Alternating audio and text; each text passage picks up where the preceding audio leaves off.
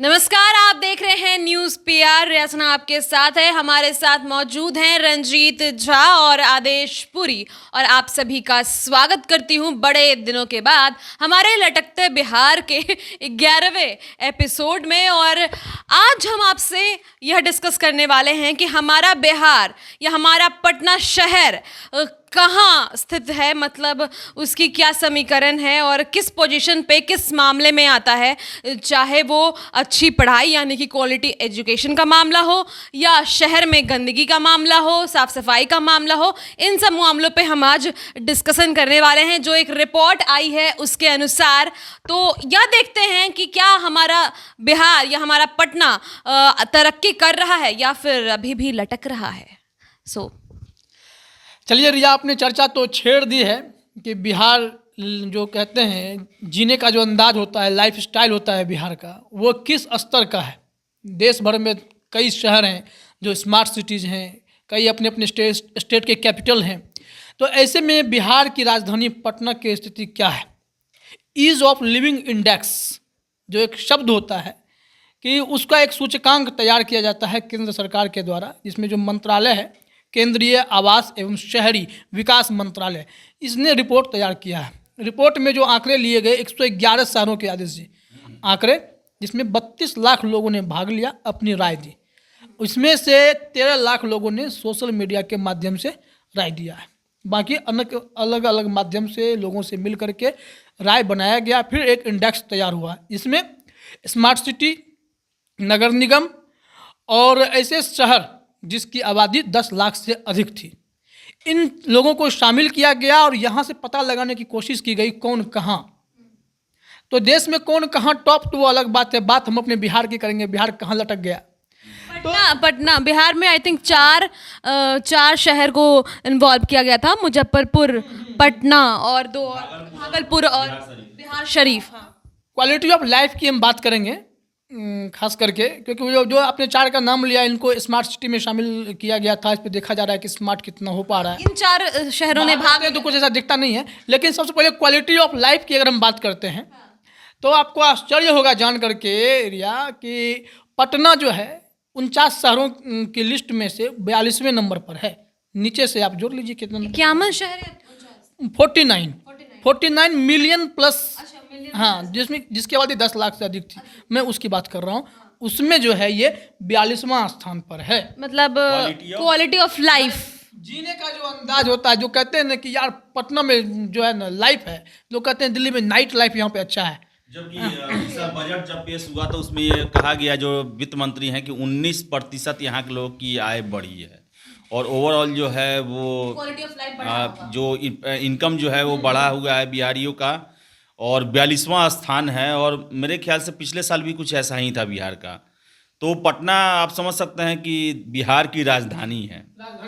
और मेरे ख्याल से इससे ऊपर बिहार के जो 29 स्टेट होंगे उन सारी की राजधानियाँ होंगी, और वहाँ के और भी सारे शहरों में से पुणे हुआ, नागपुर हुआ, सूरत हर बार जो है टॉप करके दिखा देता है। चंडीगढ़ ये टॉप पे कौन है इसमें भी वही है, वही टॉप 3 में जगह है। भोपाल, इंदौर, सूरत और इधर चंडीगढ़ का भी नाम आता है।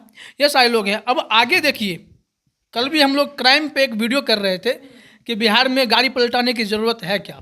सेफ्टी एंड सिक्योरिटी मैनेजमेंट के मामले में पटना जो है 47वें स्थान पर है। 49। तो इसका मतलब नीतीश कुमार का सुशासन तो हवाई। आखिर किस मुंह से कहते हैं कि बिहार में कानून का राज। नीतीश कुमार का आजकल सब कुछ फिसड्डी ही हो रहा है, फुस। कल हमने जानकारी दी थी, हम लोग डिस्कस कर रहे थे आदिश जी कि पिछले 9 महीने में, मतलब जनवरी टू सितंबर 2020 का जो आंकड़ा था, 2406 मर्डर, 1106 रेप बिहार में हुए। जबकि उसमें बता दें आपको 4 महीना लॉकडाउन था। लॉकडाउन के समय में ज्यादा मामले आए हैं। लॉकडाउन में लोग घर से बाहर नहीं निकला। लॉकडाउन के समय में ज्यादा मामले आए हैं।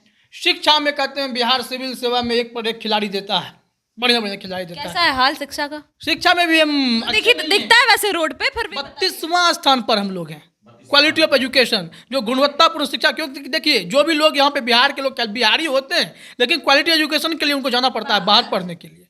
तो ऐसे में 32वां स्थान पाना। क्वालिटी एजुकेशन जो है, जब तक आप यूनिवर्सिटी और यहाँ के स्कूलों को आप अच्छा नहीं करेंगे कैसे होगा। यहाँ तो शिक्षक तो अपने हक के लिए लड़ रहे हैं, लाठी डंडे खा रहे हैं। नियोजित शिक्षक हाँ, कॉलेज में कोई ना प्रिंसिपल आती है, लेक्चरर है, ना प्रोफेसर है, ना कोई है।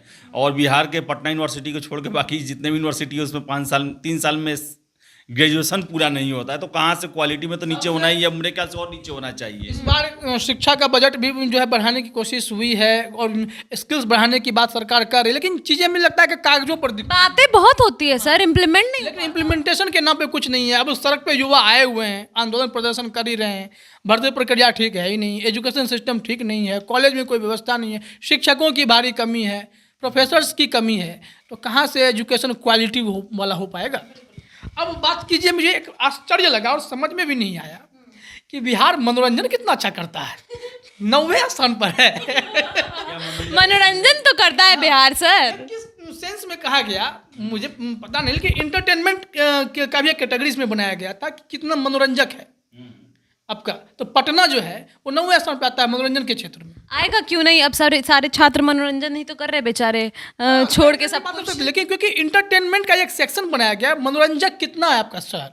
देखिए, इसका तो कोई स्टैंडर्ड होता नहीं है, इसलिए इसमें जो है कि हो सकता है कि दे दिया गया ना होगा। लेकिन सर, जो आपने बात की, सबसे पहले लिविंग स्टैंडर्ड, फिर से सेफ्टी और फिर से क्वालिटी एजुकेशन, तीनों में जो है, और फिर कैसा सुशासन, मुझे तो समझ में नहीं आ रहा है। 15 साल हो गए, आप पटना राजधानी को सिक्योरिटी नहीं दे पाए, तो फिर अब हम 38 जिलों का क्या बात करें। पटना राजधानी में एग्जाम्पल, लाइव एग्जाम्पल, जो स्टेशन के सबसे मतलब ऊपर वाला पुल है, चिड़ैया टार पुल, जिसको बहुत ज़्यादा मतलब हाई सोसाइटी का माना जाता है कि वहाँ पे सब लोग अच्छे लोग रहते हैं, वहाँ पे खुलेआम मर्डर, खुलेआम। पुनाई चक में रुपेश सिंह की जो हत्या हुई, और चाहे पटना में जिस तरह लूट हो रहा है, जिस तरह मर्डर हो रहा है, ये तो सीधे है ना कि इसका मतलब आपका 42वां स्थान है। इसका मतलब जितने भी देश में जितने राज्यों की राजधानी है, केंद्र शासित प्रदेश की राजधानी है, उन सब से नीचे का स्थान है। और इसी के बारे में कहा, नीतीश कुमार कहते हैं कि यहाँ रूल ऑफ लॉ है और लॉ एंड ऑर्डर जो है वो बहुत अच्छा है। तो इसका मतलब कि हम लोग, इसका मतलब कि सबसे बुरा में रह के हम लोग इसको सबसे अच्छा समझ रहे हैं अभी तक, कि ये हम लोग तो बहुत सेफ है, बहुत अच्छा है। इसका मतलब है कि ये सब जो नीतीश बाबू जो बिहार में ढिंढोरा पीटते हैं और उनके जो मंत्री पीटते हैं, ब्यूरोक्रेट पीटते हैं, इसका मतलब बिहारियों को बेवकूफ़ बनाया जाता है। क्योंकि हम लोग, और यहाँ का मुझे एक और अफसोस है कि यहाँ के जो पेपर हैं, मीडिया हैं, वो भी इस बात को नहीं उठाते हैं, जबकि हम लोग को साफ दिखता है कि यहाँ पर अभी लॉ एंड ऑर्डर खराब हुआ है। कोई बात नहीं आती, इसे मैनेज कर दिया जाता है। कल ही मैं संदीप सौरभ जो है विधायक हैं पालीगंज से, उनसे बात किया तो उन्होंने कहा कि यहाँ की मीडिया जो है, मेन स्ट्रीम मीडिया जो है वो मैनेज्ड है। और इसका प्रमाण दे रहा है कि जब केंद्र सरकार जब इसका सर्वे जारी करती है तो इनका 42वां स्थान आता है सिक्योरिटी में, वही पटना शहर का 47वां स्थान आता है, वही पटना में, हाँ 49 शहरों में। और यहाँ ढिढोरा पीटा जाता है कि रूल ऑफ लॉ है, क्या है, सुशासन की सरकार है, कंप्रोमाइज़ नहीं करते हैं, नीतीश बाबू का यूएसपी है, यही इनका इनाम है। तो इसका मतलब सीधे है कि ब्रांडिंग किया गया है, धरती पर कुछ भी नहीं है। कोरोना काल में जब बिहार के अस्पतालों की बेइज्जती हुई तो सरकार हरकत में आई, ऐसा लगा कि हेल्थ सिस्टम सही होगा, तो क्वालिटी ऑफ हेल्थ भी 25वां स्थान पर है। और यहाँ भी हेल्थ के मामले पटना जो है अच्छे हालात हैं नहीं, 25वां स्थान मिला है। मुझे ये भी आश्चर्य हो रहा है कि कैसे जिसके सरकारी अस्पतालों में कुत्ते बेड पे बैठे रहते हों, हॉस्पिटल के भीतर पानी जमा रहता हो, वह बिहार 25वां स्थान मिला रहा है, तो मुझे आश्चर्य लग रहा है। कुछ चीज़ें अच्छी भी हैं, आर्थिक अवसर जो बताया जा रहा है बिहार में, दैट मींस मतलब एक्सपेंड करने के मामले में नहीं, एक्सपेंडिचर का भी तो उसमें तो अव्वल है, पूरे देश में पहला स्थान है। मैं अभी उस पर आऊँगा, मैं जब नगर निगम की बात करूँगा, अलग सेक्शन की बात जब होगी तो उस हिसाब से बात किया जाएगा पटना का जो भी स्थान है। आर्थिक अवसर जो है ना 5वां मिला है ऐसे 49 शहर में जो 10 मिलियन प्लस है। तो यहाँ पर कह रहा है कि अपॉर्चुनिटीज़ हैं इकोनॉमिकली। कौन सी अपॉर्चुनिटी है? हाँ, लेकिन अब किस प्रकार से हैं इसका डिटेल नहीं है, लेकिन आर्थिक अवसर के मामले में बाकी शहरों की तुलना में 5वां स्थान मिला है। मछली पालना, पकौड़ी तलना, पटना शहर की बात हो रही है, तो इसमें हो सकता है क्योंकि पटना में जो है वो बहुत सारे लोग, पटना के किसी भी सड़क पर चल जाइए, वहाँ पैरेलल एक इकनॉमी चलता है फुटपाथ का। और बात सही है सर, पटना में जितना मैं फुटपाथ देखता हूँ या लोकल पटना जंक्शन के बाहर जो भीड़ और जितना दुकान है, मुझे नहीं लगता है कि इंडिया के किसी भी स्टेशन के बाहर होगा उतना, जितना दुकान और भीड़ है वहाँ पर। छोटे मोटे जितने सारे चीज़ मिलते हैं वो इलाका देख लीजिए। तो ये अवसर तो है, अब कैसा रोजगार का अवसर है ये नहीं, आर्थिक है, बस पैसा कमाइएगा आप जिस तरह कमाइए। ये बात लटकते बिहार की हो रही है, तो अब नगर पालिका की हम लोग बात कर लेते हैं, नगर निगम की बात कर लेते हैं। इसका प्रदर्शन सूचकांक, इसमें सर्विस सेक्टर में 30% वेटेज दिया जाता है, जिसमें कई सारे मापदंडों को सरकार देखती है, जो इसके जो संबंधित मंत्रालय हैं, खास करके उसमें मानक सर्विस में वित्तीय स्थिति, तकनीक, योजनाएं, प्रशासनिक व्यवस्था। उसके बाद जो नगर निगम की हम बात करते हैं, नगर पालिका की बात करते हैं, उसमें स्वास्थ्य, शिक्षा, वाटर का, जल मैनेजमेंट कैसे करते हैं, जो गंदा जल होता है उसकी व्यवस्था कैसे है, ठोस कचरा प्रबंधन कैसे करते हैं आप, उसका कचरा की क्या व्यवस्था कर रखे हैं, साफ सफाई कितना है, परमिट, रजिस्ट्रेशन, आधारभूत संरचना, ये सब मामले में। तो पटना को सेवा के मामले में जो वेटेज दिया गया है, सर्विस के मामले में 32वां पॉइंट मिला है, 32वां स्थान है, और वेटेज 53% मिला है।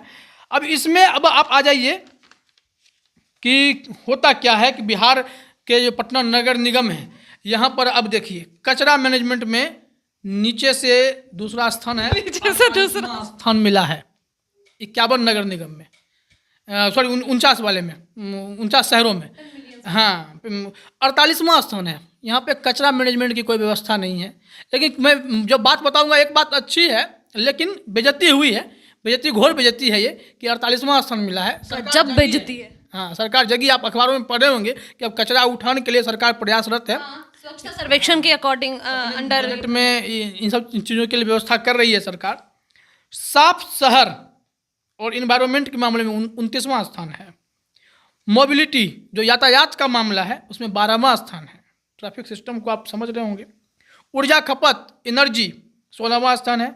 अब जो पहला स्थान जो हम लोग चर्चा कर रहे हैं, ये म्यूनिसिपल परफॉर्मेंस रिपोर्ट 2019 है, जो केंद्रीय आवास एवं शहरी विकास मंत्रालय देता है, और इसमें जो है एक्सपेंडिचर मैनेजमेंट में पहला स्थान मिला है। मस्त एक्सपेंड करते हैं, और योजना बनाने में पटना बहुत बढ़िया है।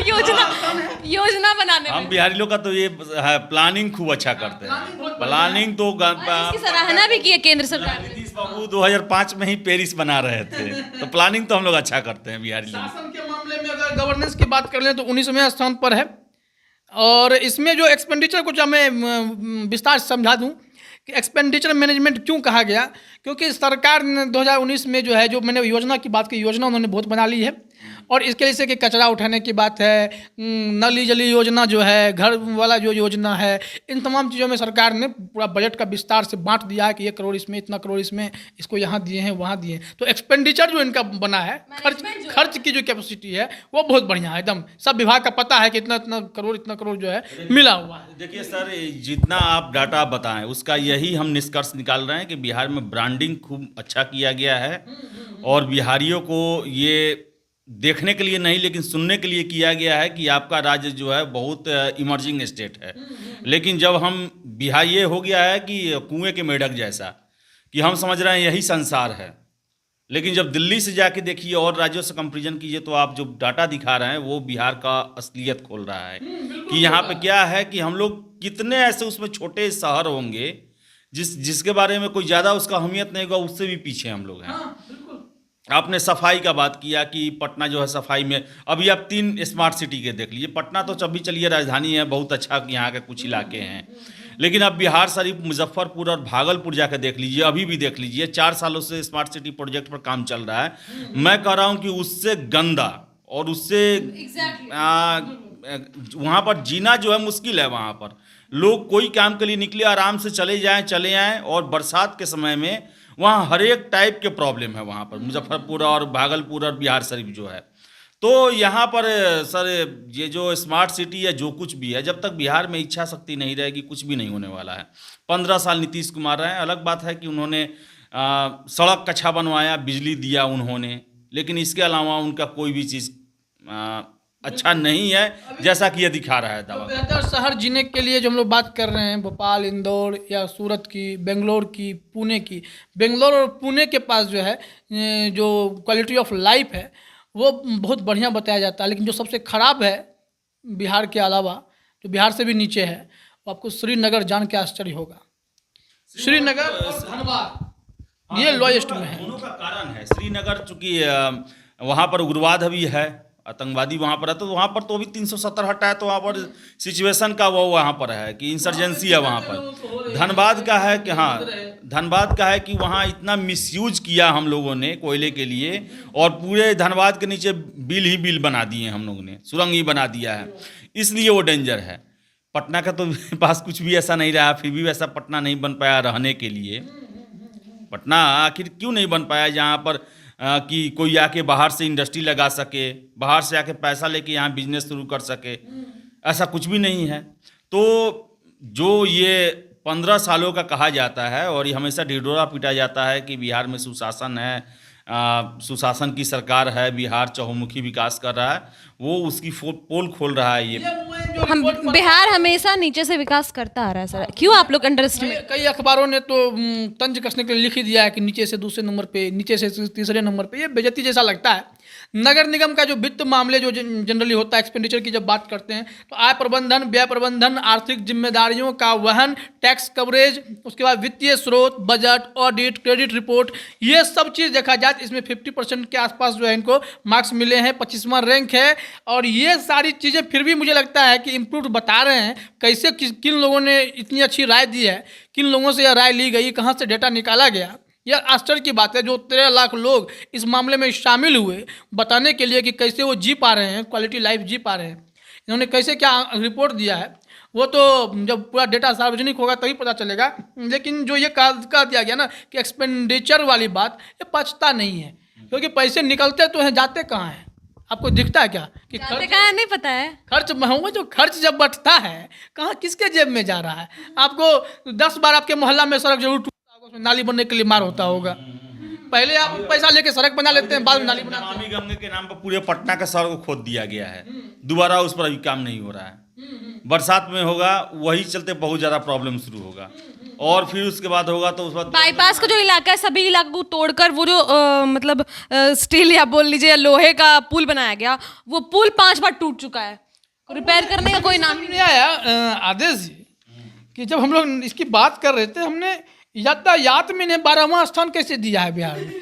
ट्रैफिक सिस्टम तो बहुत गंदा है, छोटे शहरों में लोग फंस जा रहे हैं इतना कि इसका कोई हिसाब नहीं है। आप सिमरिया पुल से लेके गांधी सेतु जाकर अटक जाए, कोई भी आपका मैनेजमेंट नहीं है, फंसे रह जाइएगा जिंदगी भर। लोकल आप डगमंगला फंस सकते हैं 1-1 घंटा। मैं आज या कल पेपर में पढ़ रहा था कि सहार से लेके पटना तक जाम था।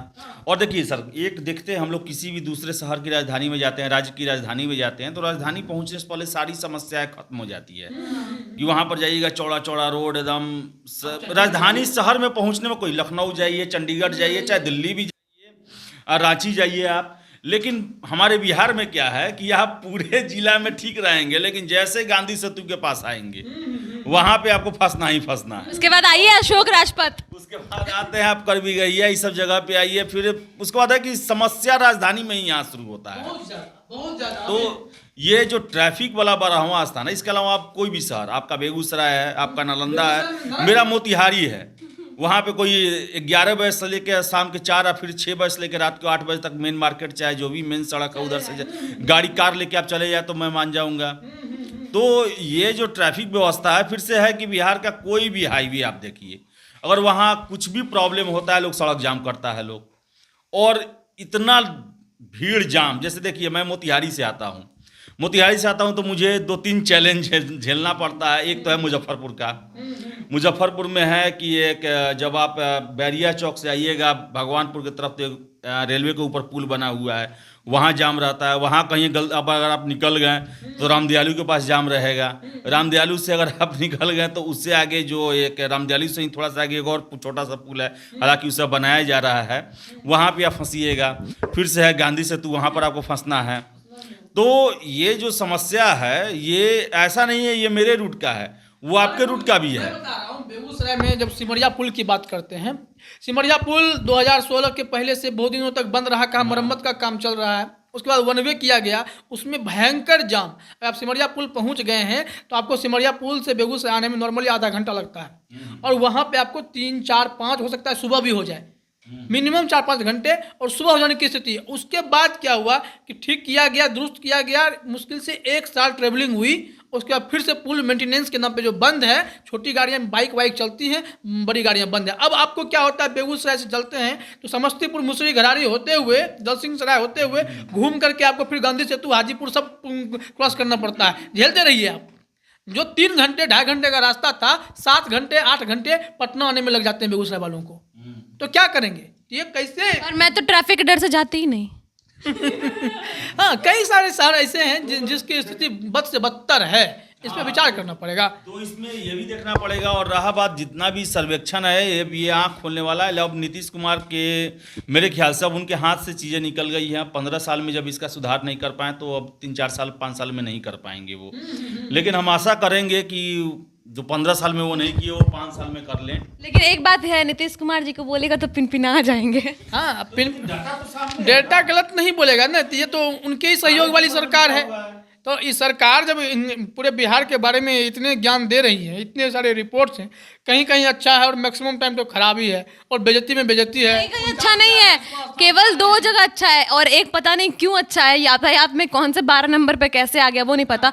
बाकी एक्सपेंडिचर मैनेजमेंट तो भाई सोचने वाला है। योजना बहुत बढ़िया है, योजना बढ़िया बन रहा है, और खर्च कैसे करेंगे वो भी बढ़िया बन रहा है। योजना तो शराबबंदी के लिए भी बना, योजना दहेजबंदी के लिए भी बना, योजना जल जीवन हरियाली के भी बना हुआ है, योजना 19 लाख युवाओं को रोजगार देने के लिए भी बना हुआ है।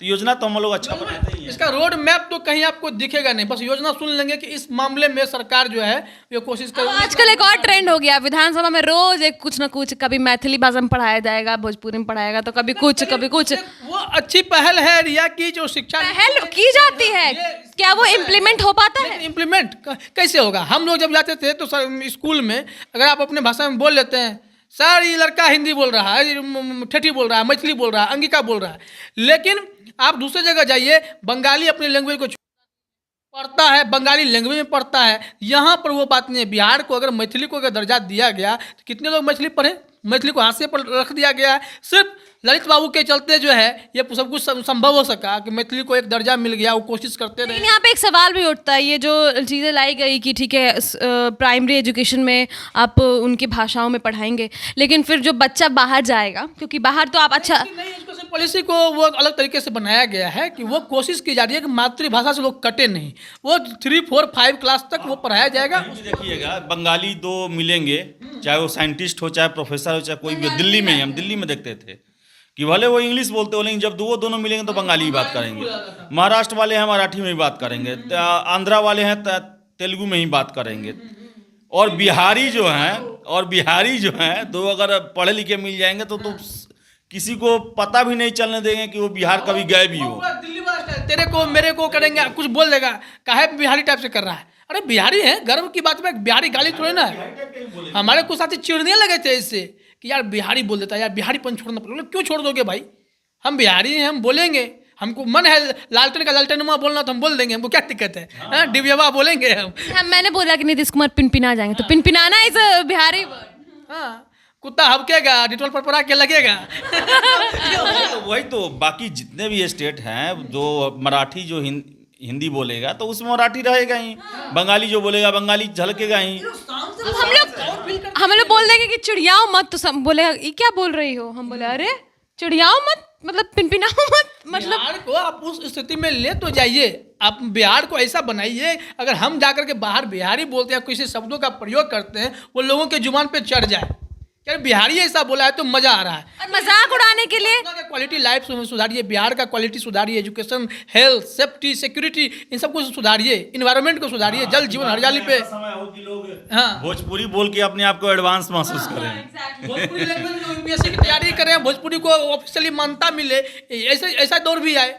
तो सरकार इसके लिए पहल कहाँ करती है? सरकार ना ट्रेवल टूरिज्म के लिए कोई पहल करती है। वो बस आ गई, इलेक्ट्रिक बस, अब क्या उसका असर होगा भगवान जाने। के लिए विधानसभा में पहला दिन 3 से 4 दिन में वो पटना जो मीठापुर बस है उसके बगल में कबाड़ खाना में लगा रहेगा। जिस तरह मर्सिडीज वाला जो आया था 3-4 साल चला, कबाड़ में है, और बाकी प्राइवेट वाला चला, पूरा बस एसी हो गया प्राइवेट वाला, और जो एसी बस लाया गया मर्सिडीज का, अभी वो कबाड़ बना। वो तो इन लोग को भी कबाड़ खाना में जाना है। क्योंकि जैसा अभी चल रहा है वैसा यही हम देख रहे हैं। बहुत दुख होता है देख के, आत्मा रो देता है। जितना लगता है पैसा कि हम लोग का टैक्स कहीं लगता है ना कि, तो वो जाता है, सड़ जाता है, कोई देखने वाला नहीं है।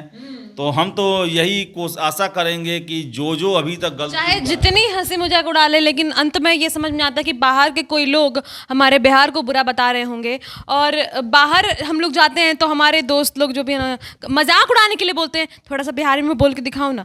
तो ये चीज़ें जो हैं बिहार में जो खामियां हैं, गड़बड़ियां हैं, उसे गवर्नमेंट के स्तर पर सुधारने की कोशिश की जाएगी, तभी नागरिक भी जो है जागरूक होंगे। अब जल जीवन हरियाली आप कर लेंगे, शिक्षा की बात कर लेंगे, लेकिन धरातल पर दिखेगा नहीं। आप जल मीनार बनाते हैं, जल मीनार धराम से गिर जाता है आपका। हाँ, तो अब कैसे बन रहा है? मुखिया को कहा गया था, अपने वार्ड सदस्यों को कहा गया था कि आप जो गांव में सड़क बना रहे हैं उसका रिपोर्ट इतना तक तारीख तक भेजिए, नहीं तो आप लोगों पे कार्रवाई होगी। इन लोगों ने, मैंने एक रिपोर्ट पढ़ा कि गंडक नदी के कहीं सूखा हुआ था, पानी जहाँ पे आता है सूखा हुआ था, वहाँ पे रोड बना के फोटो खींच के भेज दिए हैं। अब मैनेज करने के लिए सबके घर घर में रोड बना रहे हैं, अच्छी बात है, आप घर घर में रोड बना रहे हैं, लेकिन क्वालिटी क्या दे रहे हैं? अब नया चीज़ चला है, अब ईटा आता है बना हुआ। अब ईटा देकर दो तो उसमें मिट्टी उट्टी डाल के उसको लॉक कर देते हैं। कुछ दिन बाद बीच बीच से ईटा निकाल के लोग लेके जा रहे हैं घर। तो आप जब ढलाई वाला रोड करते थे वो भी गड़बड़ बनाते थे, ये भी बिहार पीछा है। इसके सबसे बड़ी जिम्मेवार सरकार तो है ही, साथ साथ बिहारी लोग भी हैं। हम लोग भी यहाँ पे बहुत ज़्यादा, वही ना, भूखे हैं ये लोग। क्या करेंगे? ऑप्शन नहीं है इनको घर नहीं है, सोच रहे क्या इसमें से ईटा उखाड़ लेते हैं, ढलैया कर लेंगे। ये मानसिकता तब बदलेगी जब आप इनके क्वालिटी को बढ़ाने की कोशिश करेंगे। Quality education, quality of life, ये इंप्रूव करने के लिए जब तक सरकार अपने मैकेनिज्म को दुरुस्त नहीं करेगी, खास करके प्रशासनिक स्तर पर, ब्यूरोक्रेट्स के स्तर पर, ये अफसरशाही, बाबूशाही, किरानी शाही, ये जब खत्म नहीं होगा ना ढंग से, क्योंकि इन लोगों को शाही का शौक चला हुआ है, ये शाहीपन जो खत्म हो जाएगा तो आम जनता के लिए स्वर्ग हो जाएगा। अभी नरक जैसी स्थिति है। अब लैंड डिस्प्यूट की बात कर लें, पर्सनल लिमिटी की बात कर, ये सब क्यों है? जमीन का लफड़ा है, आधा लफड़ा चलिए दुश्मनी आपकी है, लेकिन आप ब्लॉक जाकर के देखिए ना, आपको कितना चक्कर लगाना पड़ेगा। सीओ के, रेवेन्यू अफसर के, सबके चक्कर लगाने पड़ते हैं। ऑनलाइन लोग कहते हैं सब कुछ हमने ऑनलाइन कर दिया, लेकिन आपने ऑनलाइन एजुकेट तो किया ही नहीं है। जिन लोगों की जमीन उन्हें पता ही नहीं है, खाता खेसरा जो करना है, दाखिल खारिज, ये सब कहाँ होगा ऑनलाइन? कैसे करेंगे? वहाँ तो कागज लेके जाते थे, रेवेन्यू अफसर जो है 10,000 रुपया घूस मांगते थे, तब जो है वो सब कुछ हो पाता था। सर आराम से सांस ले लीजिए। मैं कह रहा हूँ, मैंने झेला है, मैंने अपने पत्रकारिता का अपना अनुभव जो है साझा किया, उसमें मैंने अपना परिचय भी दे करके काम निकलवाया, जिसमें 3 रुपया लगता था, उसमें मैंने 50 रुपये दिए। ठीक है, वैसे उस 3 रुपये 2 रुपये के चीज़ के लिए जो है मोटेशन करवाना पड़ता है, जो 1-2-3 रुपये उस वक्त का था, अभी पता नहीं कितना है, उसके लिए 10,000 20,000 रुपया जो है राजस्व कर्मचारी खा जाता था। अब सोच लीजिए, घूस मांगता था।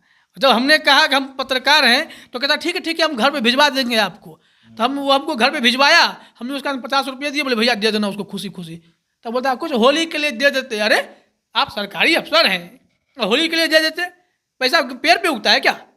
जो अधिकृत चीज़ है, आप गांव में लोगों को बर्बाद कर रखे हैं जमीन के विवाद में। ये सारी समझ सरकार कहती है कि इतने सारे मर्डर हुए, अधिकतर जमीन में विवाद के हैं। लेकिन प्रशासनिक स्तर पर जाकर देखिए कि कितनी गंदगी है, उसको साफ कर लीजिए। सिर्फ ऑनलाइन करने से नहीं होगा, लोगों को समझ में आना चाहिए कि हम एक क्लिक में ये नंबर देंगे, बाकी काम जो विभाग करेगा। हमको ये होना चाहिए। उसमें इतना बर्बादता है, ये संख्या कहाँ है, वो संख्या कहाँ है, उस पेज पर जाकर देखिए, सब आदमी का तो फाइल सब चूहा काट के धुंधला कर देता है। तो समझ में क्या आएगा? परिस्थितियाँ तो गड़बड़ हैं, दुरुस्त करना होगा, क्वालिटी ऑफ लाइफ सुधारना है। इन छोटी छोटी समस्याओं को दुरुस्त कीजिए, जनता खुश, चोरी चकारी सब शांत। तभी तो लगता है जो सीरीज वगैरह बनते हैं, सरकारी दफ्तर टाइप्स जो सीरीज बनते हैं, एक सीरीज अभी आया है विभू नंदन सिंह का, एकदम मिलता जुलता आप जो कहानी सुना रहे हैं वही है उसमें, कि किस तरीके से सरकारी दफ्तर में काम होता है और कोई लड़की चली जाती है तो कैसे काम होता है। तो ये सारी चीज़ें हैं और वो रिफ्लेक्ट करती है आई थिंक व्यवस्था जो है सरकारी ऑफिस दफ्तरों में वो, और प्लस बाकी बिहार की बातें तो हमने की ही कि बिहार में किस तरीके से फिसड्डी व्यवस्था है। तो जो रिपोर्ट सर ने बताएं, बाकी डेटाज हमने बताएं आपको कि लिविंग स्टैंडर्ड्स कैसा है, यहाँ का क्वालिटी एजुकेशन कैसा है, उससे तो आप अच्छे तरीके से रूबरू हैं, लेकिन आपने डेटा भी सुना। क्या सोचते हैं आप ज़रूर कमेंट करिएगा कि क्या हमारा बिहार लटकता ही रहेगा या आगे तरक्की भी करेगा। उम्मीद है तरक्की करेगा और हम अगले एपिसोड में तरक्की में बात करेंगे। तो फिलहाल आज के दिक्कत होगी, इससे बिहार में विकास हो, हमें खुशी होगी। हम बिहारी हैं, प्राउड बिहारी हैं, अब भी हम गर्व करते हैं हम बिहारी हैं, हमारे पास जो है इसमें संतुष्ट होने की कोशिश करते हैं। तभी हम पत्रकारिता करने दिल्ली नहीं गए। वही तो हमें दिल्ली से बहुत ऑफर है। चलिए छोड़िए, दिल्ली से बहुत ऑफर है सर, जाना नहीं है, बिहार को बदलना है। तो इसी के साथ हम आज इस वीडियो को यहीं पे खत्म कर रहे हैं। आदेश जी को भी बहुत ऑफर है, तो हम यही हैं। तो फिलहाल आज के इस वीडियो में इतना ही। धन्यवाद।